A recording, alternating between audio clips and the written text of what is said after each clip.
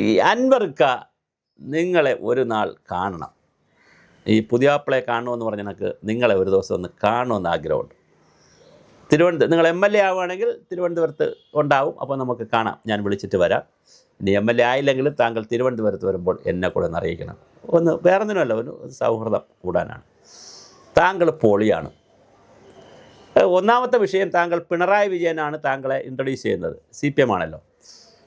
വലിയ തോതിൽ താങ്കൾ ജയിച്ചു. പിണറായി ഭക്തനായി നിന്നു.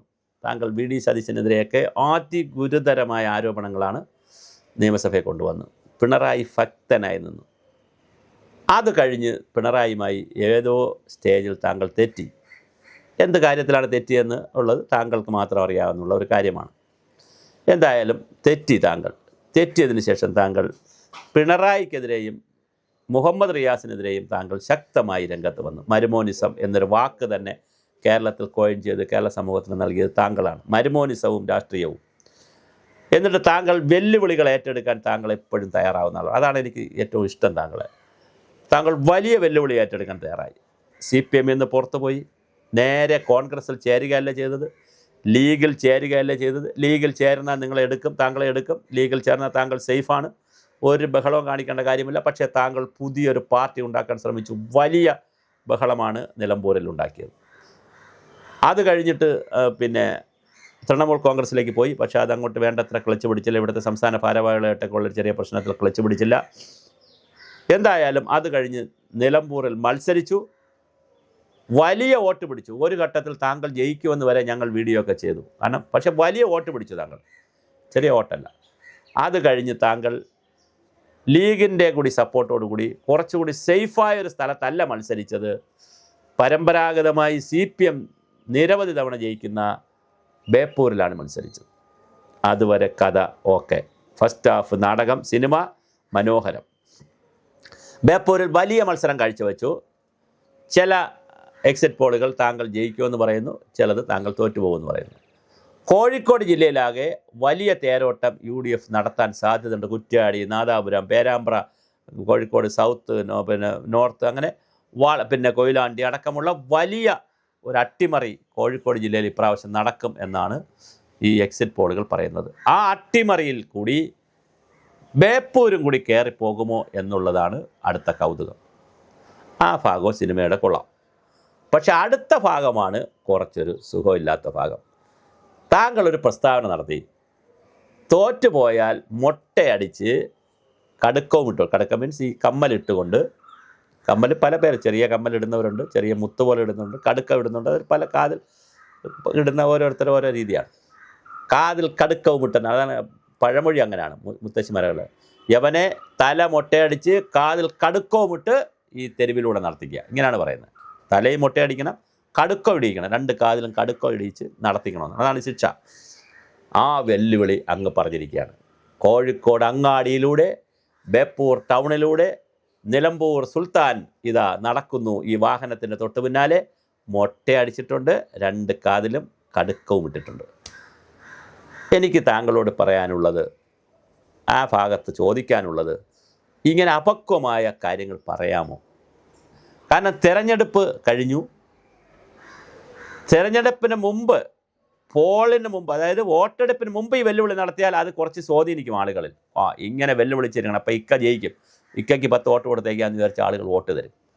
ഇത് വോട്ടെടുപ്പെല്ലാം കഴിഞ്ഞ് പെട്ടിയിലിരിക്കുന്നൊരു സാധനത്തിൻ്റെ പുറത്ത് എത്ര ഓവർ കോൺഫിഡൻസ് ഉണ്ടെങ്കിലും അങ്ങയെപ്പോലൊരാൾ പറയാൻ പാടില്ല. കാരണം അങ്ങ് MLA ആയിരുന്ന ആളാണ്. കാര്യങ്ങൾ ശരിയായ നിലയിൽ പോയിരുന്നെങ്കിൽ മന്ത്രിയാകുമായിരുന്നു. ഒരുപക്ഷെ പിണറായി ഗവൺമെൻറ്റിൽ തന്നെ മന്ത്രിയാകാമായിരുന്നു. ഇനിയും പിന്നെ സതീശൻ ഗവൺമെൻറ്റിലോ രമേശ് ചെന്നിത്തല ഗവൺമെൻറ്റിലോ മന്ത്രിയാകാൻ സാധ്യതയില്ല എന്ന് പറയാൻ കഴിയില്ല. അതുകൊണ്ട് തന്നെ പക്വതയുള്ള പ്രസ്താവനയല്ല താങ്കളുടെ ഭാഗത്തുനിന്ന് വന്നത്. PV അൻവർ എന്ന് പറയുന്ന കക്ഷി ഒരുപാട് രാഷ്ട്രീയ പക്വത വച്ചു എന്നാണ് വിചാരിച്ചത്. കാരണം പല പാർട്ടി ഉണ്ടാക്കി, അങ്ങോട്ട് പോയി ഇങ്ങോട്ടേ അലിമ്പായി സ്വതന്ത്രനായിട്ടൊക്കെ നിന്ന് നാശക്കോട്ടയാക്കാതെ ഒരു മുന്നണിയുടെ ഭാഗമായി നിന്നു, മാന്യമായി മത്സരിച്ചു, നല്ലൊരു സീറ്റ് പിടിച്ചു.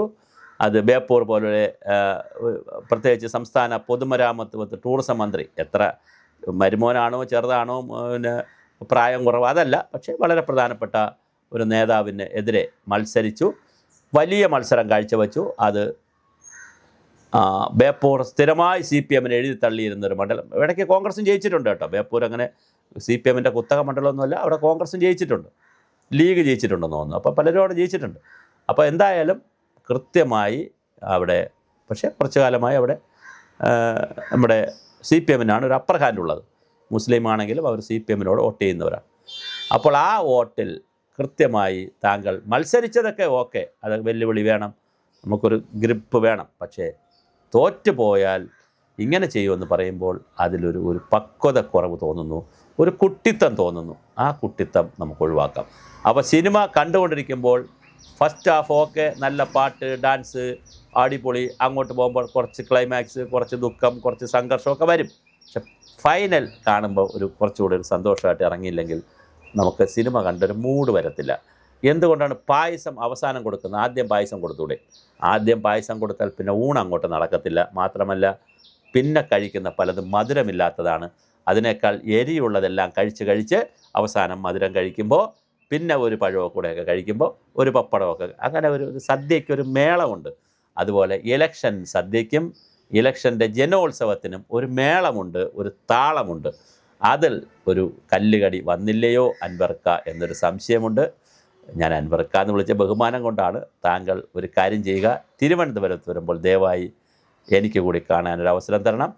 എൻ്റെ നമ്പറുമൊക്കെ ഇതിനകത്ത് കിടപ്പുണ്ട്. ഞാൻ വിളിച്ചാൽ എടുക്കുമോ എന്ന് എനിക്ക് അറിഞ്ഞുകൂടാ. എന്തായാലും താങ്കൾ ജയിക്കട്ടെ, തിരുവനന്തപുരത്ത് വരട്ടെ, കഴിയുമെങ്കിൽ മന്ത്രിയാകട്ടെ, കാണാനൊരു അവസരം തരിക. താങ്കളുടെ മണ്ഡലത്തിൽ താങ്കൾ ജയിച്ചാൽ ബേപ്പൂർ മണ്ഡലത്തിൽ കുറേ വികസന പ്രവർത്തനങ്ങളും മാസ്റ്റർ പ്ലാനൊക്കെ ഉണ്ടാക്കുക. ആ മാസ്റ്റർ പ്ലാനൊക്കെ ഉണ്ടാക്കാൻ എനിക്കും കുറേ സഹായങ്ങൾ ചെയ്തു തരാൻ പറ്റും. ഞാനും നിങ്ങളെ സഹായിക്കും. എന്തായാലും നമുക്ക് കാണാം.